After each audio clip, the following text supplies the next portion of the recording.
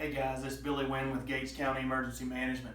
Wanted to take a few minutes this morning to explain what the expectations are from Hurricane Florence for Gates County. It's a huge storm that's going to make significant landfall to the south of us. Our North Carolina neighbors to the south are going to be in really devastating events over the weekend. We're going to have effects from Hurricane Florence, and we wanted to talk about what they were and how you can better prepare your families for that. We're expecting Category 1 winds at the most at the current track. That's going to be Isabel-ish winds. Tropical storm Category 1 is kind of what we had with Hurricane Isabel when she came ashore several years ago. And water, we're going to have Matthew type water. We're going to have 10 or 15 inches of rain. The storm's going to come up into North Carolina and Virginia, stall, and just rain out over the weekend. So we're going to have significant rains. So Isabel type winds, Matthew type rains are kind of what we're expecting. We're not going to get those crazy Category 4 winds, so don't be worried about that. There is still a tremendous amount of uncertainty over the track. If the track does shift north, then we will have to change our expectations at that point. But right now, that's where we're going. The industry standard for inland areas like we are is there is no wholesale evacuation. So there's a lot of questions about where are the evacuation routes, what do we do for evacuation?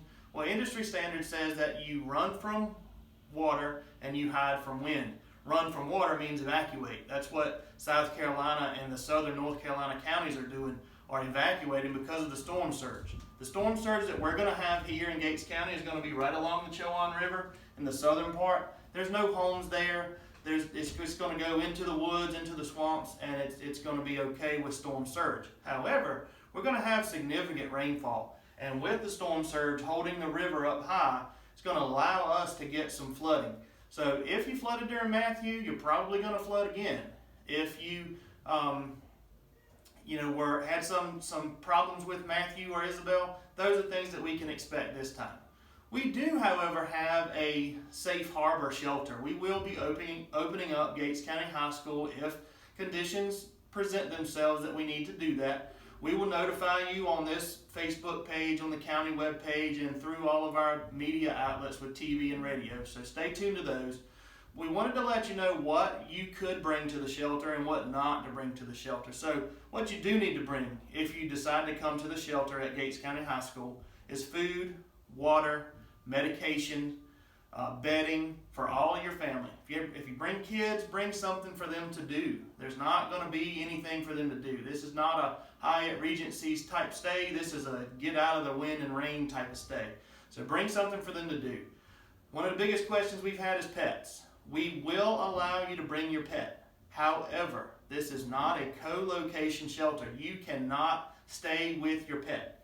We will provide you a safe place. We will provide your pet a safe place, but they are not together. They're in completely separate buildings, completely separate ventilation systems. So know that when you come, if you do bring a pet, that pet needs to have all of its shot records. It needs to have food, water, kennel, everything for that dog or that animal to be taken care of while they're in our shelter facility. You will be responsible for feeding, watering, walking, all of that information, but you will not be allowed to stay together.